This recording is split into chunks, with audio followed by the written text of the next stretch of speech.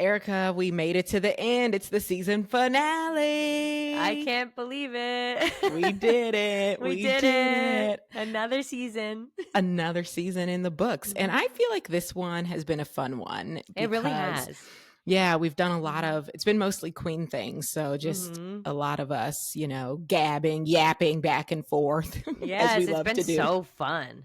We've had such a good time this season. Yeah, such a good time. And I also think we very much deserve a break. Yeah, we need a little time off. I feel like our break was pretty short, wasn't it? It was. Yeah, the last break, I think we took 5 or 6 weeks. Okay. So we'll probably do something similar. We'll be back in time for the holidays, I'm sure. Yeah, for sure. You'll miss us. I know that. We'll still be around though, Yeah, of course. We'll still be on the TikToks. We'll still be on the talk. Unless they take that shit away from us too. There's no telling. Exactly. Hopefully you'll be able to find us somewhere. We'll see. Fingers crossed. Yeah, fingers crossed. Hello and welcome to Two Queens, Two Crowns. I'm your host, KJ Miller, founder, lecturer, and content creator. And I'm Erica Meganelli, pop culture comedian and content creator. And on our season finale tonight, we will be diving into some of your comments about our latest episode, which of course was all about the life of a showgirl.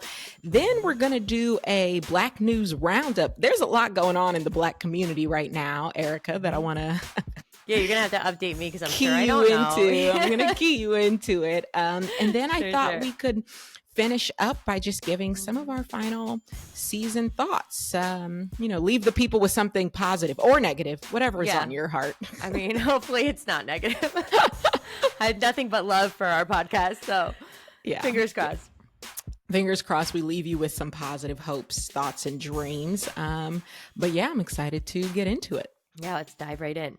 All right. So I do want to start with our comment section, which I am pleased to say is almost universally positive. Mm-hmm. It's like a season finale miracle. Like, people loved the last episode. I think it's our most viewed episode on YouTube of the season. Right now, it's sitting at a little over 1,600 views. And I think because, just as we talked about on the episode, because so much of the discourse around Taylor's album has been negative, the fact that we were so positive, I think has just really touched people and helped people feel like, oh, thank God I'm not alone. Like, yes, I think that's what it is. People feel alone. Yeah, I literally saw someone in the comments saying that they were starting to feel guilty dancing to the album and enjoying the album because the discourse has gotten so negative, and like the things people are saying about Taylor and kind of like accusing her of has started to make people feel like, wait, am I allowed to enjoy it? Like, I got some DMs like that because I guess there's like some discourse going around right now about the like lightning bolt necklace. Have you seen anything about that? What? They're saying like the lightning bolts on the opalite necklace that she gave out with one of the variants. I don't know which one. That they're saying it's like a symbolism, like a Nazi symbolism thing. And by the way, there are tons of people that are like Jewish that are like, this is not a thing. You guys are crazy. like I've been like reading through all the comments and stuff. But yeah, there's a lot of people saying that. So people are like, I feel like so guilty, like listening because everybody hates it. And they're saying like all this horrific stuff. And I'm like, is this a paid PR like smear campaign? Because like, what is happening? This is like the most streamed album. It is really, I mean, it's taken me by surprise. I got to tell you. And one of my mutuals, and I was thinking about making a TikTok about this. We'll see if I do or if I don't. Okay. One of my mutuals, Wayne, posted basically saying, because he is someone who has pointed out and commented on a lot of this discourse around Taylor being, some of the messaging in her album being racially coded, right? The Onyx Night versus Opalite Sky and the bad bitch and savage, and basically saying like, that language is maybe not quite a dog whistle, but like racially coded to signal that like she's got an issue and with Black women, or at least some insecurities around Black women, because Travis previously dated mostly Black women, and that is like triggering her insecurities, and you're hearing all of that come out on this album. And he referenced, I think he was referencing me. He didn't name me, but he said like, one of my mutuals who's Black and is a Swiftie, and makes a lot of great content. I just assumed he was talking about me, so if he wasn't. You're like, well, I am pretty fucking awesome and Black and a Swiftie. Yeah, I was like, 2 + 2 = 4. He's got to be talking about me. So, yes, I think he was too. So, Wayne, if you see this, if you weren't actually referring to me, my bad. But anyway, don't tell anyone though. Right. But anyway, he sort of referenced me, but what he said was, I think, KJ, no, he didn't say my name, but I think she's. No, yeah, he did. Yeah, he did. In my mind, it just totally was like, this is me. I am giving main character energy 1,000%. And that's great. I love that. And it is what it is. So anyway, but he was like, this person is like biased, right? And so sometimes because like she loves Taylor Swift, like she's a fan. And so it might not be landing for her the same way because of her bias. And I actually commented on that video and I said, look, I think this is well put, because there is going to be bias there. I am a fan of Taylor's. And so certain things are not going to land probably the same way for me as they would someone who like hates her, or just someone who's like super neutral and doesn't care about her. Like if it was Addison Rae. Yeah. It would hit different for you if it was Addison Rae. Exactly. So I think that that's a fair point. But the counterpoint, or I don't know if it's a counterpoint, but the other perspective that I would offer, and again, I might still make a TikTok video about this, so you guys might hear this take more than once. But I think about when I found out about the gay lore community. This happened, earlier on in my Swiftie journey. And I remember I watched a video from a particular gay lore. Of course, for those who don't know, gay lores are people who believe that Taylor is secretly queer. This person in the video, she mapped out like a ton of references that Taylor has made through the year, through many albums, multiple songs. All of these words that she said that this person was saying were basically signals to the queer community. And I remember watching that entire video and thinking, oh, I would not have known any of that. Like as a straight person, none of these words have that meaning for me. And it wasn't just words. It was also like imagery, like some imagery in some of her music videos and things like that, or even her Instagram posts. And I just remember thinking like, I could see myself, if I were a songwriter, using all of those same phrases or all of those same images, and quite literally having no idea that they were signaling to anyone anything other than, the words that I wrote. So if it's possible that like there's an entire community of people who say these words mean this thing, but if you're not in that community, you just straight up don't know that, then to me, it's also possible that all of these things that people are saying are so racially coded that Taylor, as a white woman, wouldn't know or wouldn't think of in the same way. Like to me, that is possible. And I think, the counter argument maybe people would make is like, no, it's too many coincidences. Like it's too, and I'm like, but again, to you, it seems like too many coincidences. To her, if all of that is existing, it's sort of flying over her head. It to me, it just seems very possible that like these things that have so much more meaning to you don't have that same meaning to her, and therefore aren't landing the same way, and therefore do not mean the things that so many people think that they mean. I and it's like, I'm not trying to like cape for her, I think Taylor very much is and can be problematic on certain dimensions. I don't think she's blameless and faultless. I don't feel any need to pretend that.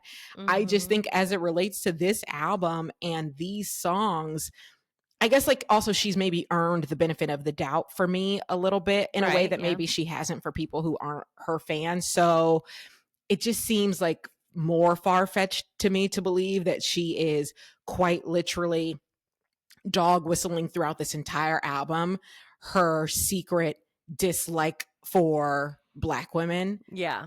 Yeah, I think it's a little far-fetched because she does surround herself with Black women, like artists. Mm-hmm. So I'm like, it does feel a little far-fetched, but I do like to just listen to the community on what they have to say because I'm not part of the community, right? Mm-hmm, so I'm like, I'm listening to them. I'm learning about dog whistles. I didn't even know what some of these dog whistles were until I'm starting to watch some of these videos. I'm like, okay, I see what you guys are putting together. Right. I see. Right. I can see it. And that's the other thing I do want to say. Like, I never want people to think that because I am Black and a Swiftie, if I'm saying, I don't think that's how Taylor meant it, that I am therefore like the voice of Black Swifties or Black people. Like, oh, KJ said it's fine, so it must be fine. No.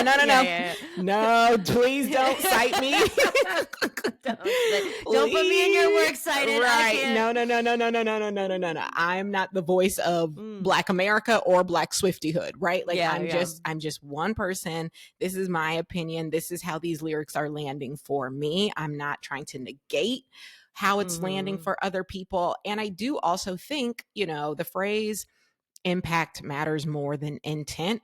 I think it's an important phrase. And I think if someone is listening to this and it makes them feel bad, you shouldn't keep listening. I was about to say that. Stop listening. If you're hearing those things and it's making you feel not good, you should definitely stop listening. Blanket all people's music, not just hers. Right. And if that's how it's landing for you, like, I get it. I'm not trying to tell you that you're wrong. I'm just telling you it's not landing like that for me. And I think we have to at least consider the possibility that it was not in Taylor's mind that people would be interpreting these lyrics this way. And that doesn't mean she has never, said a microaggressive statement in her life. She's, it doesn't mean that there isn't racially coded language that's never escaped her mouth. I'm just, I don't know her personally, so it's like hard to even say, you know what I mean? Yeah, exactly. I don't know her personally, so I'm not trying to pretend to. I also have to accept the possibility that no, she meant it exactly how y'all are saying she meant it. That's a possibility. Yeah. Totally. It's just not. It feels like it'd be really bad for the brand. Right. It does feel that way. Feels like it'd be bad for the brand. And I just don't know that I have reason to think that that's what's happening here. But no disrespect to the people who do feel that way, if you do in fact. But all that to get back to, it seems like the people in our comment section at least are feeling it the way we're feeling it. And feel very happy to have had a space that felt very positive. So I'm going to just go through some of the comments here. I will start with one. Oh Lord, I just expanded it. It is long. So hit us with it. Is it paragraphs? It is. It's multiple paragraphs. Okay, so this is from a username. I'm reading our YouTube comments. LivGray-RZ7ZD. And Liv says, honestly, this video almost made me cry with how positive it was. Feels like we all have been experiencing mass psychosis since this album dropped. But as Taylor said, that's show business for you. I think people forget how much everyone hated on 1989 and Reputation when they were released. 1989, which is considered the pop Bible now by so many, was deemed childish and such a letdown from the lyrical prowess of Red. Songs like Welcome to New York, Bad Blood, How You Get the Girl, even All You Had to Do Was Stay were on that album, and they have some pretty basic lyrics. She went out to write bops, which is what she did. However, what I think what makes this album stand out to me so much as someone who appreciates 1989, but is a TTPD/folklore girl through and through, is that the density of this album comes in discerning how all these songs individually play into the theme. That has been so fun for me to contemplate. The ways eldest daughter and ruin the friendship and actually romantic manifest themselves in the thesis of this album. Being a showgirl is hard work. It will ruin your friendships and bring on public scrutiny, but damn is it fun, and she wouldn't have it any other way. Elizabeth Taylor and The Fate of Ophelia, I think, are legendary standout classic songs that will be in the zeitgeist for a while. To comment on the capitalist Taylor commentary, I agree, but in a different way. Taylor wants success and the numbers and all those things, but I think what makes her so different from other artists is that she wants those things only through her music. The reason why I say that is that if she were all about the money, she could make so much more with a makeup line, clothing line, wine brand, etc., but she chooses not to. I think she wants to be seen as successful, including financially, only through her music. And then she says parenthetically, I personally count her own merch as an extension of her music. But look, I get it's hard to root for a billionaire in our current climate, but I applaud Taylor for her pushing art and music, which you both rightly pointed out people do not have to buy, then trying to sell us something that is related to Taylor Swift, the brand, and not Taylor Swift, the artist. I love that take, actually, because yeah, we could. And this is actually a good little leeway into something that I wanted to bring up today, which was that Kylie Jenner released a song. And I am not hearing enough about the shallowness of the song for me. Okay. Because that is someone who is capitalizing off of Kylie, the brand, right? Right. She's got, I mean, anytime she can come out with something, she's coming out with something, including this, because she's not really a singer, right? And don't worry, I had the lyrics queued up because I'm just wondering why. I'm just wondering why nobody's talking about the shallowness of this and the emptiness behind the lyrics and the vulgarness of one strike, two strike, let me get the mood right. I want to tell you I'm sorry. Touch me, baby. Tell me I'm your baby. Write your name all over my body. Cross the line. I might do it again. Do it on purpose just to see how it ends. King Kylie. So I'm just like confused because there's a double standard here, right? Because that's a billionaire too. But she's moving different.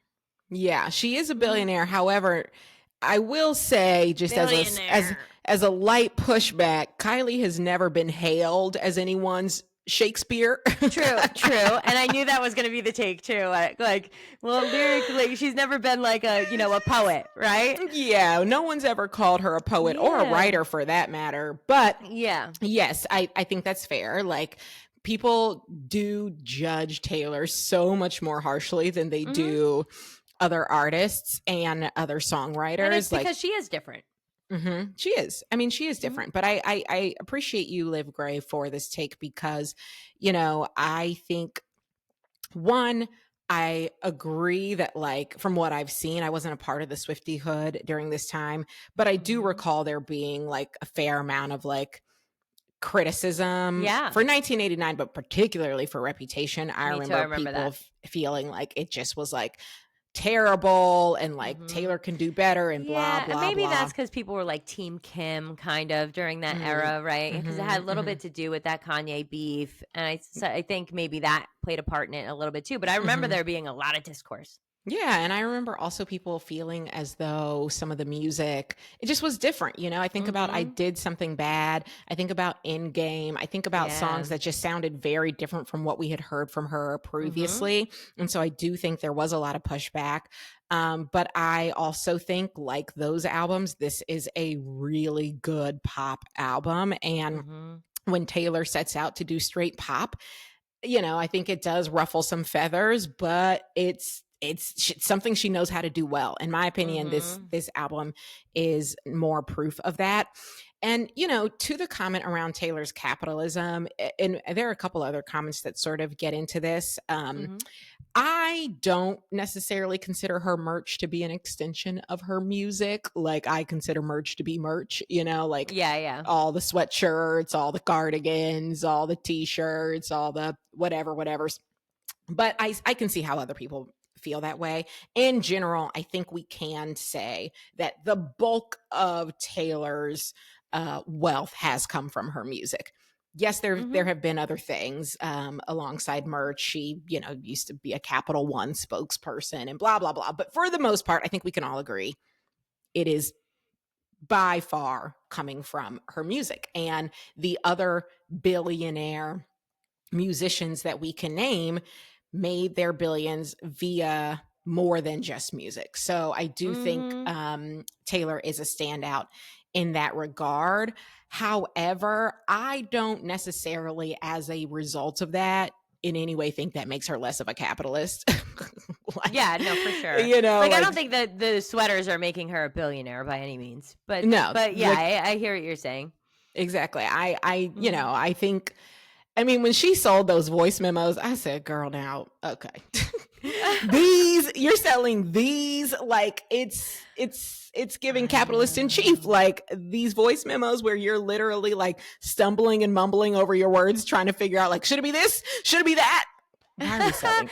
Why are we selling this, Taylor? So the last time when TTPD came out, right, and they did the voice note thing, correct me if I'm wrong, we didn't sell them last time, right? Did they come with? So. I think they either came with something or she like released them somehow. And my theory, not that it didn't make it any less like ridiculous that she was selling them this time, but my theory is that they saw how well people liked those at the time because people were really into them when they came out. That they were like, ooh, we could sell these. You know what I mean? Right. I don't think they sold them last time. Just like a capitalist. So yeah. Like a capitalist, exactly. Totally. So I'm not revoking that title from her. I think Taylor likes to make her money. I do understand that for some people, like that just makes them feel a little icky that like she clearly is like, she's focused on the art and she is very focused on the money. Sure.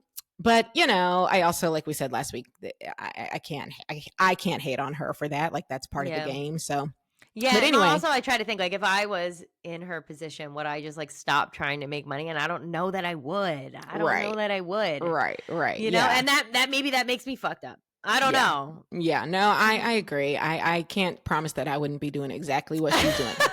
I might be selling my voice memos. I might send you a little voice text and sell it one day. You know what? If you send it to me, I might sell. I'm gonna hold on to it for a while. I'm gonna hold on to it. You might be able to make some coins off of that. Yeah. Okay, let's find another comment. I'm just gonna read through a few short ones with similar sentiments. Okay.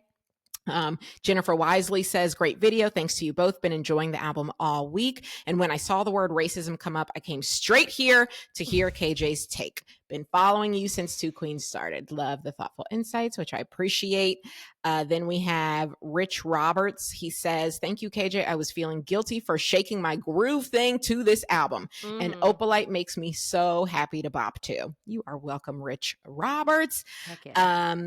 We have Daniel Hall saying, people calling the album spiritually Israeli is just insane to me. I haven't even heard that one yet. I have heard that one. And the kids are just online saying anything these days. I know, I think so. And it's just like, there's so much to be outraged right now, you guys, with. Yeah. So choose something else, I beg you. This being the thing that people are so outraged over is honestly wild. Let's see. I wanted to find one more about the capitalism of it. Okay, so this one from Anna C. Vasquez. She says, on the subject of Taylor being a capitalist, I agree, but she's a capitalist who treats her employees well. Her dancers, band, and crew are some of the highest paid in the industry. She gave 6-figure bonuses out to her truck drivers, dancers, and crew. If you treat your people right, I don't care how much money you're making. I think that's fair. I saw a celebrity just before, and I don't remember which one it was, that commented on something on Threads and said that Taylor Swift used to treat GoFundMes like a social media thing, and she would scroll through all these GoFundMes and just hit like reach the goal, and she would just like fund all these GoFundMes. Now, I don't know if that's true. That's just what their celebrity friend was saying, but that's crazy. And so I agree a little bit, right? Because like I think she is super generous. Yeah, but she's still capitalist. Right. Yeah. She does seem quite generous. And I definitely agree that like, to me, treating your people well, treating your employees well, when you are as highly paid as she is, that should just be a given. And it's a real shame that there are so many billionaires who treat their employees so shittily. Yeah. And she's not one of them. Doesn't seem to be one of them. Yeah. Yeah. Yes, I agree with that take. Let's see. Hollyana says, thank you for the sanity of this. I've definitely learned to take the time to absorb a new TS album before I see what anyone else thinks, because so many people are knee-jerk in their reactions on every side of the conversation. Yes, I with agree. Everything else, people want the money, the likes, the clicks. and all of that. And so I think some of it is a little bit that they're just like, oh, nobody likes it, so now neither do I. Yeah. And I will say part of the reason to me it reads as there is something a bit more sinister afoot here than just you not wanting to listen to the album is the fact that for every song there is a take that is like, and this is how we know Taylor's actually evil and dumb. As opposed to, I just don't like this song. Right. You know? Yeah, because I'm not seeing enough of just like, I didn't really like it. It wasn't for me, so I didn't listen to it again. I'm not seeing any of that. I feel that to me is what feels like it's missing. I feel like the only person really who gave me that was my guy Sam Murphy, who I've spoken about. He's a music critic. He wasn't a huge fan of this album, but his take was basically like, and here's why I don't really like this song. Not Taylor's being dumb and terrible and evil, just like, and here's why this song doesn't land for me, you know? And I just feel like for every song there is like, you know, for Elizabeth Taylor, someone was like, oh, when she says white diamonds and lovers are forever, she means her white diamonds and her white lovers. And also white diamonds is, you know, a signal for white supremacy. White Diamonds was Elizabeth Taylor's terrible perfume that she repped for many years. Many years. It smells like an old lady if you ever go and smell it anywhere. It's terrible. And then, yes, Opalite, of course, with the Onyx Night, like that's the dog whistle against black women. And then Father Figure is her trying to hate on Olivia Rodrigo. And also she only ever hates on artists of color because Olivia Rodrigo is mixed. What's she mixed with? I forget what she's mixed with. I don't know. I didn't even know she was mixed. So is Charlie XCX. And then Eldest Daughter, of course, with the Savage. That's her, again, trying to come for black women. And then Actually Romantic is her punching down for Charlie XCX. And then it's just like every single song, there is something that she's doing that is so evil on a pop album. That's where it just starts to feel like we've lost the plot. We've lost the plot. You know, like if it were just one or two songs, but for every song to have this like newly constructed definition, I that's where I struggle. I do think I didn't originally think there was a lot of beef with the Charlie XCX nonsense, but now I'm starting to feel like maybe there actually is, because she was on SNL over the weekend. And she was? Yeah, she made an appearance. Someone else sang and she kind of like came out and made an appearance. I can't remember what the guy's name is, so forgive me. But she was wearing a Kansas City shirt, but it wasn't Kansas City Chiefs. It was actually a bar, like a very famous like music bar in New York City that happens to be named, I can't remember the exact name, but it said Kansas City in big letters, right? And everybody's like, nah, it was because it's like this famous music bar. I don't know. It feels a little too coincidental, timing, whatever. Taylor was on SNL? No, Charlie XCX. Hold on, I'm gonna look it up right this whole time I thought you were saying Taylor was on SNL. Okay, Charlie XCX. Charlie XCX came out on SNL. I'm trying to think who the guy was that she came out with. And everyone's like, she's Sally. I have to look it up.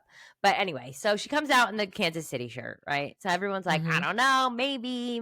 Then I find out today she's doing a couple songs for her album with Jack Antonoff. And then she was like, normally I wouldn't make music like this, but I am. And I'm like, oh, is there actually beef? It just feels like there is all of a sudden. And really, I haven't seen her with Jack Antonoff in a while. So I'm like, is there beef? I wonder. Okay, yeah, I'm looking at a People article now. Charlie XCX fans believe she's making a statement with her outfit choice on Saturday. The second episode of SNL season 51 aired with Role Model as musical guest and Amy Poehler as host. During a performance of his viral hit Sally, When the Wine Runs Out, the singer 28 called out, "Where's my Sally tonight?" The audience was left screaming when Charlie, 33, suddenly walked through a set of doors. The Apple singer was seen wearing a black skirt and a Max's Kansas City t-shirt with sunglasses. Max's Kansas City is a bar. Okay. Fans have speculated that her choice of top could have been a response to Taylor Swift, who is often in Kansas City with her fiance, Travis Kelce. Amid rumors of a feud between the singers, Swift, 35, released the song Actually Romantic on her new album. Fans interpreted the song as a diss track inspired by Charlie. Okay. So, yeah. I just think it was a choice. It is a choice. And if I thought the whole world was like thinking we were beefing, I don't know if I'd make that choice. Personally, me. Yeah. And I it does seem like a choice. It's like kind of a weird choice because it's like it's just the name of a bar in a city, but like a city we all obviously do now reference with Taylor. With her. Yeah. Yeah. So, okay. Well, yeah, maybe listen, a little beef. If we get another diss track, fantastic. I love a good diss track. I love a good diss track. I don't care if they're beefing. If they are better for us, we're gonna get another song. We're gonna get a Charlie XCX. I can't even say it. Charlie XCX song. I can't even. You know what I'm saying? No, I know. It is hard. XCX. Yes, it is hard. And I'm all for it. I love a diss track. As we always say, take it to the studio. Take it to the studio. If she writes the diss track with Jack Antonoff, if that's what the diss track, I mean, I'm into it. I'll listen to it like 15 times. If she writes a diss track with Jack Antonoff, no. That would blow my mind. I would seriously be mind blown. I definitely would listen to it a bunch of times. We'd have to come back from break and talk about it immediately. Yeah, immediately. Our break would be over immediately because that is wild. Right. Okay, well, listen, I don't know what's going on with that, but yes. Stay tuned. Stay tuned. We shall see. And if we get more diss tracks, I'm for it. Okay. Me too. I see nothing wrong. I'm never anti diss track ever. Work it out on the remix. Yeah, work it out on the remix. Okay, and I'll just read one more. This one's from Jen RT 927. It's just extremely disheartening to be so excited for something and really enjoy it and then see people crawl out from behind their keyboards to hate listen and then comment unhinged theories about something they know nothing about. Like when I don't like an artist, I don't listen or engage with their content.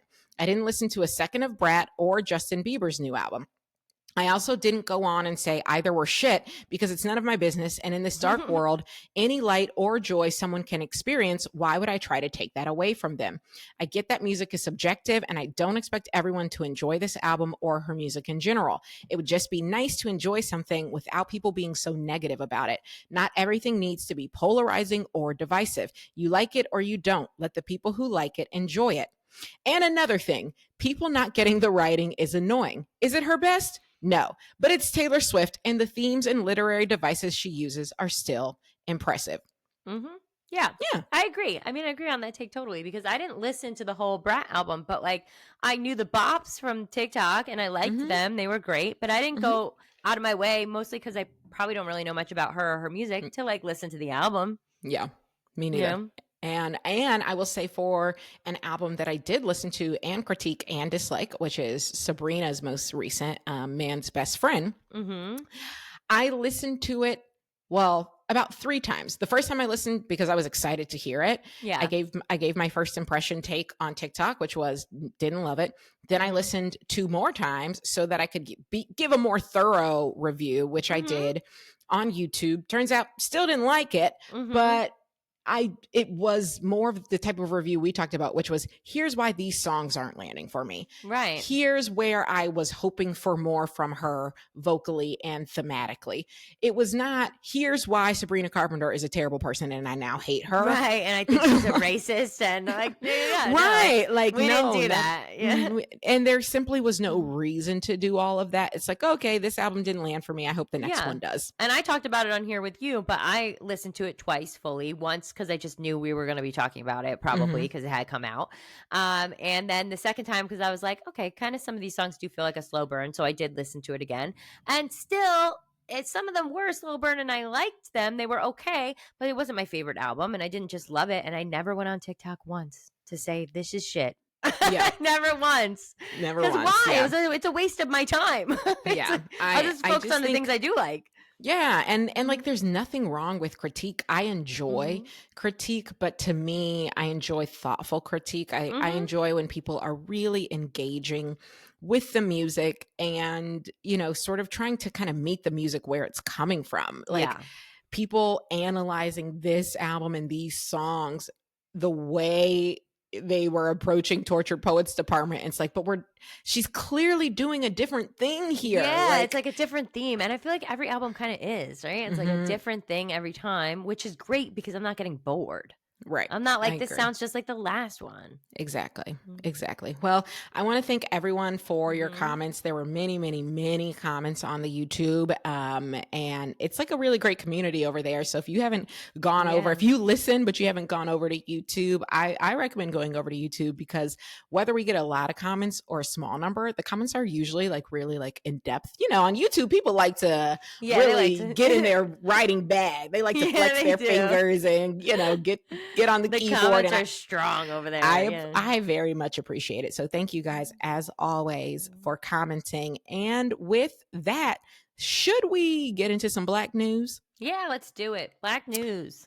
Well, okay. The first bit of Black news that we just have to talk about, because it has been cracking me up. Have you seen Tyra Banks's ice cream? Smiles and dreams. Smiles and dreams. Smiles and dreams. Oh, it's all everyone's talking about. Oh my God. This, I actually wanted to include it last week, but we had too much to get through with the album. Yeah. Tyra Banks is such an icon. I don't even and a character. And a character. If you have not come across these videos on your For You page, please go look it up. Tyra Banks has inexplicably launched a line of ice cream shops, like actual physical ice cream shops. They're in Australia. Which also, why are they in Australia? Yeah, so I actually know a little tiny bit about this because I made a video. Please tell me. I don't know why she chose Australia, but it's actually been open since 2021. So it's yes, I know. It's so shocking. I had no idea. Well, shout out to her for them still being open. Right? And apparently now they're branching out to the United States. They're not here yet, but she moved out there to keep the brand going. Wow. Okay. Okay. Wow. And somehow, I don't know how, so don't ask me too many questions, but this is a brand that was inspired, the hot ice cream thing was inspired by her mom. Okay. So that is what we have to get to, because she recently announced, and we're going to watch the video. She recently announced an invention that she came up with. It's so ridiculous. The invention is hot ice cream. And if you are thinking to yourself, that just sounds like melted ice cream, she has clarified, no, it's not melted ice cream. And it is not just like a hot, sweet drink, a latte. It is its own thing that she was in the lab for years cooking up. And just we have to watch the video. Hold on, let me find the video. Someone described it after drinking and reviewing it, and it was interesting. Hold on. The description somebody gave was, this is like if a toddler ate cake and ice cream and spit it into a cup and I drank it. And that made me never want to try it. They said it was like chunky. I'm like, oh no. Oh wait, I think I saw that one. Yeah, she did say the one I saw, the girl said it was chunky. She was like, yeah. Wait, okay, this video, we have got to watch it. Oh. And also the thing about Tyra in this video is she seems so like Tyra girl. She's not focusing on the camera. No, she's just all over the place. It's like, girl, what are we talking about? She knows how to sell though, right? Because she knew that the chaos on TikTok would take off. And I'm convinced of that. She's a marketing genius. A genius, an absolute genius. She and an icon and a legend. Let's watch this little video here. Her hair is like, she's always doing this with her bob. I don't know why. I feel like I'm going crazy. It's like I don't sleep. These ideas just keep coming in my head. It's just like, bam, wake me up. And then this one came to me. Hot ice cream. Silky ice cream that you can drink. And no, I'm not talking about a latte. I'm not talking about hot chocolate that has flavors. I'm talking about hot ice cream. Innovation that took me over a year to get right. You're going to be able to taste it. And the name of it is Hot Mama. Yeah. Wait, there's one called Smize Surprise. Oh, what is that? God. It's something I don't want. She said it's an innovation I have been working on for over a year. She said it hit me in the night. Sometimes I can't even think. Sometimes I can't even think straight. I have so many ideas. Tyra, what? And then the comment section on that video is so great because it's just a lot of people being like, Tyra, please, we don't, we are busy. We have too much going on right now for this. The top liked great comment is ice cream that you can drink. LOL milkshake. I saw that one. It's like a warm milkshake. I'm convinced it's just ice cream base that hasn't been frozen. Like what it could have been, it's just heated up. Exactly. Okay. Someone else said cameraman fighting for his life to keep her in frame because she's just whipping all over the place in this video. It's like, Tyra, what are we doing? Oh, it's fantastic. Wait, I said in my video that Tyra likes a practical joke, so this is like a long con, and everybody was like so mad at me about saying that, but I'm like, what is this? What is it? And the fact, as someone says, the chef uniform, girl, because she's wearing a chef uniform in the video now, girl. If we know anything, we know you are not the one back in the kitchen making these little ice creams. But she said she was. No, girl. Nobody thinks that. Did you see the drop it like it's hot one? Yes, I did. Yes, I did. There is a video where she literally, it's just playing the song Drop It Like It's Hot, and she's just in the ice cream shop going all around twerking and dancing for no reason. And just dropping it, pop lock and dropping it. It's just like, why are we doing this? But also, it's so entertaining. Oh, it is. It is absolutely entertaining. I love it. I don't want her to stop doing it. I'm not clear on why it's happening, but I love it. Does it make me want to go to Australia and kind of try it? Yeah, but like, will she be in the shop? Like, I want to interact with her. Like, right. You know, I've met Tyra. Have you? Is she just as like entertaining in person, or she is, and she's actually very kind. And I met her when I was in college. She came and spoke to us. And she was great. Oh, that's awesome. Yeah, she was a very kind love woman. that. But yes, that's what's going on with Tyra right now. So if you haven't seen it, I invite you to Smize and Dream. Smize Surprise. Check out Smize and Dream. All right. So the next piece of Black news here. Have you heard of this song Folded by Kehlani? No. Okay. It is taking over the Black community. A lot of different artists are doing their own versions of it, like kind of their own little remixes of it, or doing dances to it or whatever. So Toni Braxton did a version. Brandy did a version. Mario did a version. Yes. So we're going to check out a few of these. Okay, so first I'm going to play Official Folded just so we get acquainted. Then we'll listen to some of the remixes here. It's basically become a challenge on TikTok. That's a pretty cool music video. Like the choreography is really good. Yeah, agreed. And also, I didn't know she was basically naked in the video. So yeah, she was. She was naked. That music video reminds me of something, like with the glitter suit in the water. Like, I don't know. It's like reminds me of something else. I can't put my finger on it. Yeah. Okay, so let's watch some of these other girlies who have done their own challenge. All right, let's take a look at Brandy to start.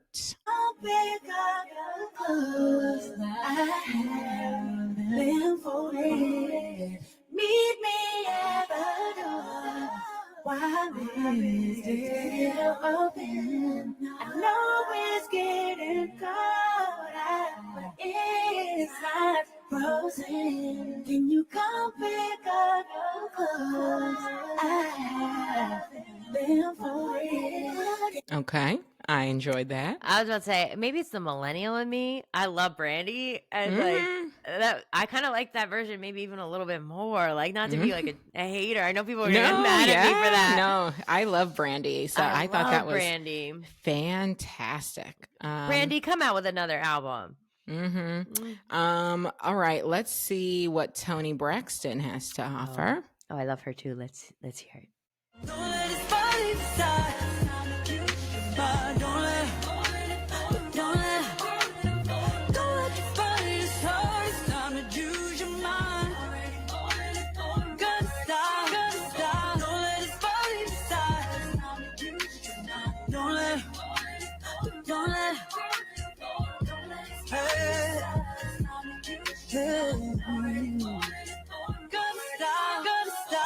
It sounds like an early 2000s song, like in a good Yes. way, not in a bad way. No, yes, it really Nostalgic. does. And Tony, it's funny. Her sister Tamar commented, she always Tony Braxton's a song, and it's like, yeah, she does.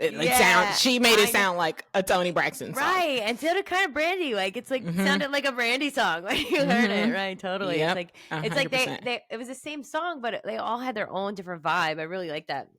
Yeah, it was fun. I love that. That was fun. Okay, let's listen to one more. This is Mario's version. Okay.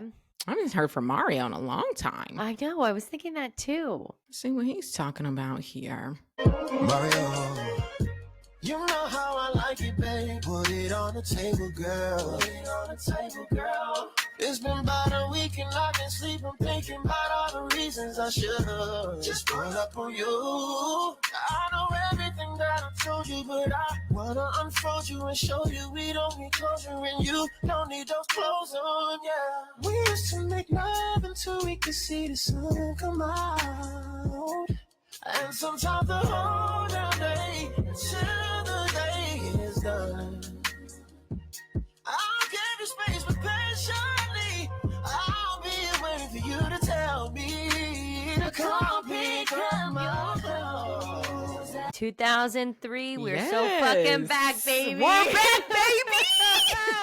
It was like that song was meant for the early 2000s. We are back, baby. Listen, don't ever count the millennials out. No, Okay, don't count us out. Don't ever count us out, baby. We're back. Yeah. I mean, I don't know exactly why that song of all songs has gotten picked up the way it has. Yeah. I think but I love that it has. I love that people are me having too. fun with it. I love all of those remixes. Yeah, fantastic. Yeah, I never would have heard that first song and just been like, oh yeah, this is going to be like a challenge. Right, yeah. Like this is going to get picked up and blow up over the internet. No, yeah, it's fantastic. But I'm glad it did. Yeah. Love. Amazing. Mm-hmm. All right. Now, for this next piece of Black news, did you see that Rolling Stone released the 250 greatest songs of the 21st century? Yeah. What are they?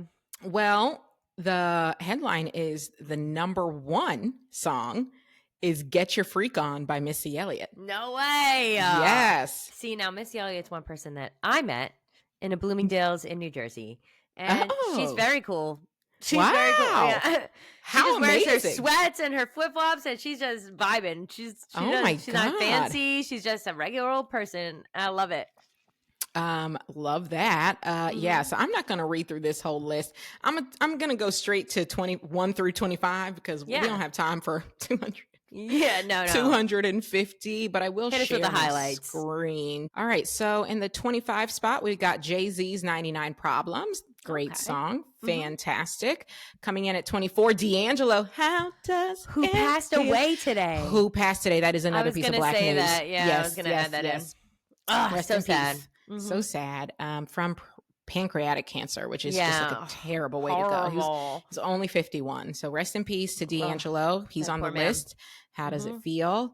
Then Chappell Roan's Pink Pony Club coming in at 23. Wow. Okay. It is very good. It's a very good song. It's a very good song. My daughter loves that song. Really? Oh my God. She's got the 4-year-olds on lock. Okay? Yes. Okay. Loves that song. WizKid featuring Tim's Essence. How does that song go? Do you know? I don't know. I can't remember. Okay, we'll look it up later. Gaga, Bad Romance at 21. Bad Romance. I like that one. I'm not mad at this list so far. Steve Lacy, Bad Habit at 20. I'm not familiar with this. Do you know this? Yeah, I know this song, but only from like TikTok. Oh, how does it go? I don't remember how to sing it, but I do remember this song. That was one of my kids' favorite songs. That's why I know it. Okay. Adele, Someone Like You. Yes, fantastic. That's a good one. Never mind, I'm fine. Oh, so good. Woo! Billie Eilish, Bad Guy at 18. Another good one. Fantastic. Okay, I'm with this list so far. I know. Drake, Hotline Bling. Okay. I'm not mad, but I'm just trying to. Okay, so this is of the 21st century. So this is quite literally anything from 2000 until now. Okay. Wow. Okay. We should have waited till the end, right? Or yeah. Okay. I guess sure. It has been 25 years into the century. Right. True. Mariah Carey's Together? We Belong Together at 16. Yep. Mm-hmm. We belong together. I believe it. I don't know how they come to get to these rankings, but like I believe all of know. these songs are very important songs. Right. You know? I could tell this next one's going to be a good one. Outcast, Bombs Over Baghdad. Mm-hmm. Yeah. I don't know that I'd put it above all the other ones we just named. No, but me that is a neither. good And then one. also, I feel like there might be better Outcast songs, but sure. I agree. Okay. Yeah. Okay. Then we have Daddy Yankee Gasolina at 14. That was very popular. It was very popular. When was the last time you thought about that song, though? Like the last time I went to a club in like 07. Yeah, literally 20 years ago. Okay, we got SZA Snooze. That is a great song. That's a good one, That is a great song. I'm a little surprised to see it this high up. Me too. It is a great song. At 12, The Strokes, Last Night. Oh, okay. Okay. Last night. I don't know the words, but I know what song it is. Oh, okay. All right. Okay. Pretty Shout out good. to them. Okay. And number 11, Bad Bunny, Nino Flow. Yeah, I don't know Randy a lot and of Bad Bunny Safara. songs. I don't everyone either. loves him, but I need to catch up for the Super Bowl. Yes, we've all got to get fluent. We've all got about 4 months to get fluent in Spanish. I got to get on my Duolingo. I got to get ready because I got to heard get on my Duolingo. I heard he talks shit about the president in a couple of the songs, and I got to know what he's saying here. Yeah, I want to know. I want to know. I want to hear all that shit talking. Me too. Okay, so now we're into the top 10. At number 10, Frank Ocean, Thinking About You. That is a great song. Okay, that's a good one. Agree. At number 9, Britney Spears, Toxic. Yes. We she all love should be in the that. top 10, 100%. At number 8, Radiohead, Idiotech. Okay. I don't think I know that one. Don't know it, but sure. Number 7, Kendrick Lamar. All right. Yeah, sure. Yeah, I can buy that. It's a good song. At number 6, we've got Robin, Dancing on My Own. Huh. Okay. I wouldn't have thought that would have been in the top, but okay. Yeah, I don't know that I'd put that in the top 10, but here we are. Wait, are we paying for these spots? Yeah. Is this a sponsor post? Wait, I'm confused now. Oh, Lord. All okay, right. we got at number 5, Taylor Swift, All Too Well. You know, what's interesting is for sure Taylor Swift songs should be in here. I'm surprised it's this one. I'm going to need it to be the 10-minute version. Otherwise, it's a pass for me. I just don't recall this song being a big hit. I recall Swifties loving it, but to me, I would have thought like Blank Space would be here. Right. Or Shake It Off. Yeah, or Shake It Off. But it is a great song. Like it is a great song. It's a fantastic song. And I know all the words to the 10-minute version. So yeah, they said something about it too. They said, 10-minute version. Massive phenomenon. Number 4, The White Stripes, 7 Nation Army. Okay. Yeah, I think if you heard it, you'd know it. It's pretty popular. Okay. Number 3, Beyonce, Crazy in Love. Yes, okay, Beyonce. I like that one. Yes. With Jay-Z. Yeah, I like that one. That's a good 100%. 100%. Millennial staple. Number 2, yeah, Maps. I didn't know that song came out in 2003. Yeah. Me neither. Wait. Yeah, that was a good one. Okay, that's a great song. And at number 1, you could have convinced me that was 1980s. Like, you 100%. I thought that song came out in the 80s. And then our girl Missy Elliott, Get Your Freak On at number 1. Get your freak on. Get your freak on. I like it. I'm a little shocked it's number 1, not because it's not good, but just because I would have thought they would have picked something else. I'm a little shocked too. Let's see what they say about it. Missy Elliott dropped Get Your Freak On just in time to rule the radio in the long, hot summer of 2001, and nothing was ever the same. It was more than just the latest mind-bending Missy smash. It was a challenge, a dare, the sound of Miss E and Timbaland defying everyone else to keep up with the future or get left behind. The dynamic duo from Portsmouth, Virginia were music's most radically innovative team ever since they flipped hip-hop upside down with their 97 debut hit, The Rain, which was fantastic. Yeah, that is great. But Get Your Freak On was one step beyond, writing a crazed space bongra beat. Timbaland warps a tabla hook into head-spinning Dirty South avant funk, playing the 6-note motif on the tumbi, a one-string Punjabi guitar, while the party people go off in Japanese and Hindi. Missy yells her epic holla, commands all freaks to the dance floor, hawks a loogie, and boasts, I know you dig the way I switch my style. It was a non-stop freak manifesto that made the musical future sound limitless. And after more than 2 decades, Get Your Freak On still sounds like the future. Everything vibrant and inventive and cool about 21st century pop is in here somewhere. Holla forever. Okay, well, when they put it that way. When you put it that way. Okay, shit, yeah. Yeah, you sold me on it. That's a very important part of my early 2000s childhood. I very much like that song. Yeah, and is there anyone really out there doing it like Missy right now? No, I think we have to say no. And sometimes that makes me feel really old when I see artists like this come up on award shows, and I'm like jumping out of my seat, and I'm like, ooh, okay. And then my kid is like, I don't know this song or this person, and I feel really old. And then I'm just like, do we just love them because it's our generation, or are they really the best? No, they're really the best. The best. It's a fact. Right? It's an objective fact. Yeah, no, it's a fact. Couldn't agree more. I thought that list was great. Like, I might shift some of the rankings, but I feel like that was a really strong top 25. Also a pretty good mix of different kinds of music, Yeah. Completely agree. All right. Well, that's what I've got for Black news. Do you happen to have any Black news this week, Erica? No, it was just that one time. Just that one time. And you know what? I killed it. On that one time. You did. Listen, fantastic. You are goated on Black news. Amazing. Well, then that brings us to our final thoughts. Do you have any season wrap-up thoughts you'd like to share with our listeners? I would say my biggest thought is we did a lot of laughing, and I really enjoyed that. Like, it was a good escape from everything going on in the world. We get to come on here and we get to laugh and just enjoy ourselves. We get to enjoy our friendship, and I really like that. It's been great. I completely agree with you. It has been such a nice escape, such a necessary escape. And I'm so appreciative of our listeners who they not only do they listen, they comment, they engage, they appreciate our takes. They let us know when we're wrong. They will let us know when we didn't do it right. Or when we missed a perspective that they wanted to hear, but on the whole, like you said, it's been such an amazing escape, but also just so much fun. And it's been a great season. I'm excited for season 4, but I'm also excited to rest. Yeah.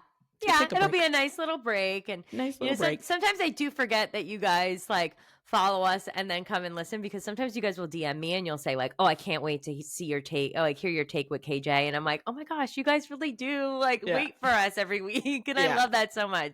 I love it too. I love when people comment on my TikToks, like, just listen to the podcast, because listening to a podcast is a lot of effort, far more effort than watching, 2-minute TikTok. So knowing that there are people giving us 45, 60 straight minutes of their time and tuning in, it is just really, really special. We appreciate you guys. And I will still be putting out monthly bonus episodes until we come back. So if you are not subscribed yet, you can subscribe via Patreon, you can subscribe via Apple Podcasts, or you can subscribe via my Substack, KJ Off the Clock. So lots of ways to get the bonus content if you don't want to miss us for too long. But with that said, it's been a pleasure.